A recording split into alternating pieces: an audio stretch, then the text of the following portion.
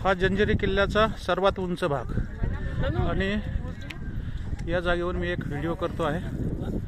हे बघा सर्वत्र पाणी, तटबंदी।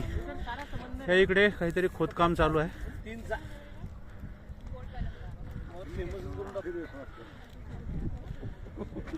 या इकडे पण तटबंदी। हे पूर्ण चौबाजूने मी घेतली आता गोल पूर्ण।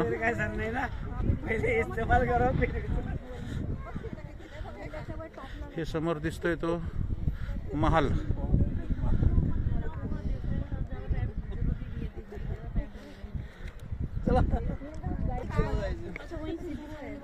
या इकडे साइडला एक विहीर दिसते बघा, हिरो हिरो पाणी। इकडे पण एक विहीर आहे